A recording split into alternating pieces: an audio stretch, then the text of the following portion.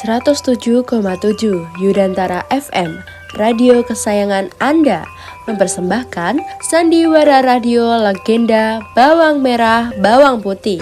Sandiwara radio ini dibabaki oleh Najwa Aulia sebagai bawang putih, Valen Chandra sebagai bawang merah, Mas Yanuar sebagai ayah, Safinka Anugrah sebagai ibu tiri, Rosita Ardianti sebagai bibi, Azika Finda sebagai nenek. Selamat mendengarkan.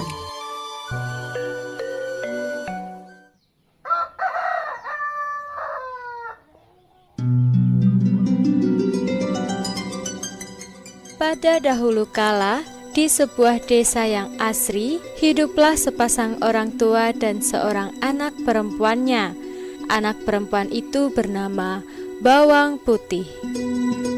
Meskipun dia tidak memiliki paras yang cantik, namun Bawang Putih memiliki hati dan sikap yang sangat baik. Bawang Putih lahir dari keluarga yang bahagia. Ayahnya adalah seorang kolong merat yang kaya raya. Namun, suatu hari, ibu Bawang Putih sakit keras dan akhirnya meninggal dunia. Ayah, mengapa ibu pergi meninggalkan kita begitu cepat, ayah? Ini memang sudah takdirnya, nak. Kamu harus tabah ya. Tapi kenapa begitu cepat, ayah? Aku sama siapa sekarang? Sudahlah anakku. Yang sudah, biarkan sudah. Kamu masih mempunyai ayah yang akan selalu menjaga kamu. Di desa yang asri itu pula, tinggallah seorang janda dengan anak gadisnya bernama Bawang Merah. Sejak ibu Bawang Putih meninggal dunia, ibu Bawang Merah pun sering berkunjung ke rumah Bawang Putih. Dia sering membawakan makanan hingga membantu Bawang Putih membereskan rumahnya. Bahkan, seringkali ia datang hanya untuk menemani Bawang Putih dan ayahnya ngobrol. Bawang Putih, ini ada sedikit makanan. Ibu bawakan untuk kamu dan ayah kamu ya. Waduh, kok repot-repot, Bu? Terima kasih banyak ya. Iya, sama-sama. Jangan sungkan sama ibu kalau butuh bantuan ya. Ya sudah, ibu pamit dulu. Oh iya, terima kasih ya Bu. Maaf sudah merepotkan. Salam buat Bawang Merah ya. Gak apa-apa mas, tidak perlu sungkan. Iya mas, nanti saya sampaikan salamnya untuk Bawang Merah. Karena merasa Bawang Putih butuh peran seorang ibu, sang ayah pun berpikir bahwa mungkin lebih baik jika ia menikah saja dengan ibu Bawang Merah. Dengan berbagai pertimbangan dan mendapatkan persetujuan dari Bawang Putih, sang ayah pun menikah dengan ibu Bawang Merah. Bawang Putih, sepertinya kamu butuh peran seorang ibu. Ayah khawatir jika ayah sudah tiada. Nanti siapa yang akan merawat kamu? Jika ayah menikah dengan ibu Bawang Merah, apakah kamu setuju? Aku sudah begitu percaya dengan keputusan ayah. Lagi pula, ibu Bawang Merah juga sangat baik kepadaku. Baiklah, jika engkau menyetujuinya, ayah akan memperlihatkan maksud ayah kepada ibu Bawang Merah. Di awal pernikahan, ibu Bawang Merah tampak selalu baik hati kepada Bawang Putih. Semua pun terlihat baik-baik saja. Hingga pada suatu hari, sang ayah harus berpergian keluar kota dan pergi meninggalkan rumah selama beberapa hari. Kini, kehidupan Bawang Putih pun sontak berubah, seolah bertolak belakang dengan sifat ketika sang ayah ada di rumah. Ibu tiri dan Bawang Merah selalu bersikap pilih kasih dan lebih menyayangi Bawang Merah. Hei Bawang Putih, kerjamu jangan cuma bermalas-malasan saja. Sana, bersih-bersih dan beresin rumah. Baik Bu, akan aku kerjakan. Putih, jangan lupa hari ini kamu harus mencucikan bajuku dan membereskan kamarku.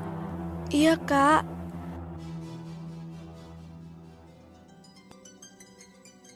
Pada suatu hari, sang ayah pun mengalami sakit keras hingga akhirnya meninggal dunia. Bawang putih pun menjadi seorang anak yatim piatu. Semenjak sang ayah sudah tiada, sang ibu tiri dan bawang merah semakin bertindak keterlaluan terhadap bawang putih. Hei bawang putih, kamu setiap hari harus bangun pagi. Jangan lupa untuk menyiapkan makanan, beres-beres rumah, dan lain-lain. Paham kamu? Iya Bu, saya mengetahuinya. Saya akan melakukannya Bu.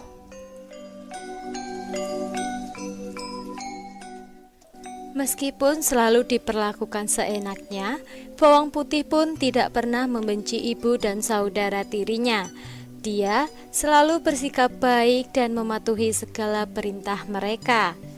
Hingga suatu hari, bawang putih pun menghadapi masalah besar karena menghanyutkan salah satu baju milik ibu tirinya ketika sedang mencuci pakaian di pinggir sungai.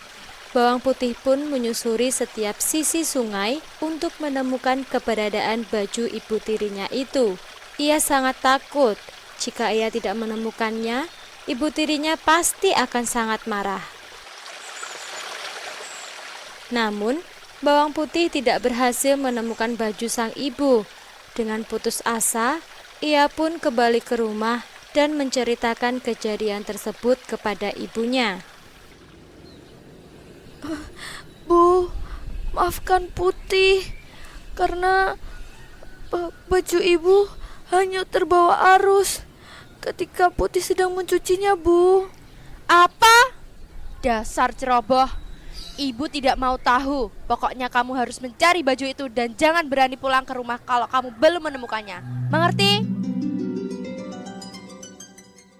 Dengan sangat bersedih, bawang putih pun terpaksa menuruti perintah ibu tirinya. Dia kembali menyusuri sungai tempat ia mencuci tadi. Matahari pun mulai meninggi, namun bawang putih tak kunjung menemukan baju milik sang ibu. Dia pun memasang matanya dengan teliti. Diperiksanya setiap jalur akar pohon yang menjorok ke sungai dan berharap menemukan baju sang ibu tersangkut di sana. Namun, pencarian bawang putih tersebut belum berhasil. Setelah matahari sudah mulai terbenam, ia melihat seorang ibu yang hendak pergi ke pasar. Permisi, Bi. Ya, Nak. Ada yang bisa Bibi bantu? Apakah Bibi melihat baju berwarna merah yang hanyut lewat sini? Baju itu milik ibu saya, dan saya harus menemukannya. Oh, baju berwarna merah ya, Nak? Ya, Nak. Tadi Bibi ada lihat. Coba kamu telusuri sungai ini hingga menemukan sebuah gubuk.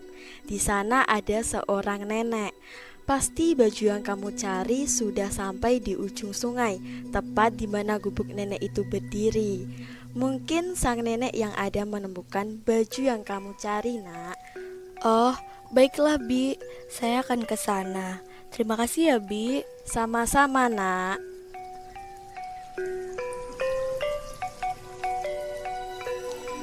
Hari pun sudah mulai gelap. Bawang putih pun sudah mulai merasa putus asa karena tak kunjung menemukan baju sang ibu. Ia pun terus menyusuri sungai tersebut mengikuti saran bibi yang ia temui. Hingga akhirnya ia melihat cahaya lampu yang berasal dari sebuah gubuk di dekat tepian ujung sungai. Bawang putih pun segera menghampiri gubuk itu dan mengetuknya.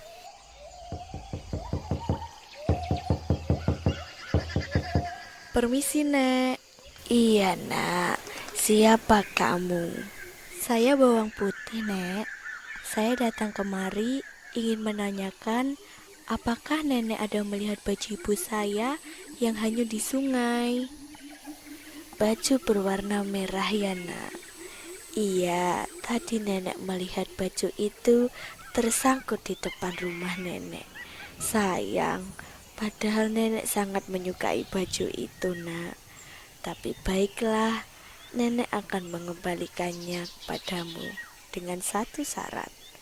Kamu harus menemani Nenek selama beberapa hari. Nenek sudah lama tidak mengobrol dengan siapapun dan butuh ditemani. Bagaimana, Nak? Baiklah, Nek. Saya akan menemani Nenek dan tinggal di sini untuk beberapa hari. Asalkan Nenek tidak bosan dengan saya. Akhirnya, bawang putih pun tinggal bersama dengan nenek itu selama seminggu lamanya. Setiap hari, bawang putih selalu membantu berbagai pekerjaan rumah nenek. Tentu saja, si nenek merasa sangat senang. Kini sudah genap seminggu kamu tinggal di sini. Aku merasa sangat senang karena kamu baik hati dan berbakti kepada orang tua. Untuk itu, sesuai janji nenek, kamu boleh membawa kembali baju ini pulang ke rumahmu. Dan satu lagi, kamu juga boleh memilih salah satu dari labu kuning ini sebagai hadiah. Tidak usah repot-repot, Nek. Ayolah, nakku bawang putih, tidak apa-apa. Ya sudahlah, Nek. Kalau nenek maksa, Putih memilih yang kecil saja. Mengapa kamu memilih buah yang kecil, anakku bawang putih? Tidak apa-apa, Nek. Putih takut tidak kuat jika harus membawa yang besar. Sesampainya di rumah, bawang putih langsung menyerahkan baju merah milik ibu tirinya. Ibu, maaf, saya baru kembali. Saya baru berhasil menemukan baju ini. Heh gembel, apa itu yang kamu bawa? Ya, apa itu yang kamu bawa? Ini buah labu, Bu. Tadi aku diberikan oleh nenek-nenek yang menemukan baju ibu. Sini, berikan labunya kepadaku. Merah, jangan! Heh gembel, kamu dapat dari mana labu berisi emas dan permata ini? Dari mana kamu mendapatkan buah ajaib ini? Aku dapat labu ini dari... Dari mana Putih? Jawab. Ketika aku mencari baju ibu yang hanyut terbawa arus sungai. Hari sudah gelap sehingga aku harus menginap di sebuah rumah milik nenek. Aku pun diminta oleh nenek itu untuk menemaninya selama seminggu.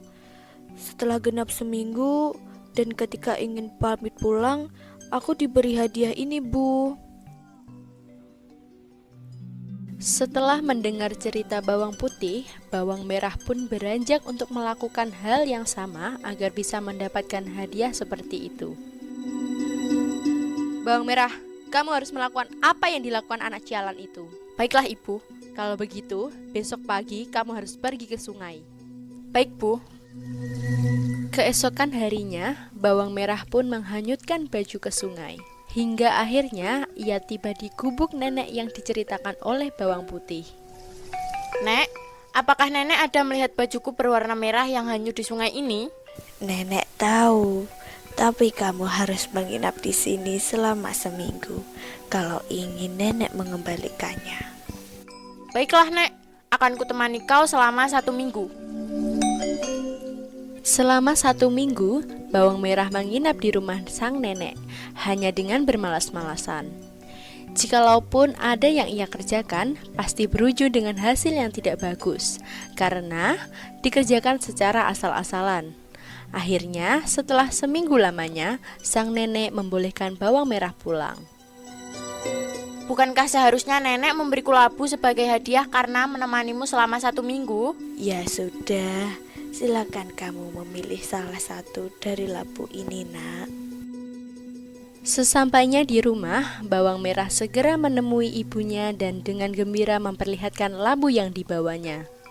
Karena takut bawang putih meminta bagian, mereka menyuruh bawang putih untuk pergi ke sungai selagi mereka membuka labu tersebut. Namun ternyata buah labu tersebut tidak menyimpan emas, namun puluhan ular berbisa. Binatang tersebut pun langsung menyerang bawang merah dan ibunya, hingga akhirnya keduanya tewas. Pesan moral yang dapat diambil dari cerita rakyat ini bahwa orang yang berbuat jahat dan serakah akan mendapatkan balasan yang setimpal. Namun, setiap perbuatan yang baik akan mendapatkan hasil yang baik juga.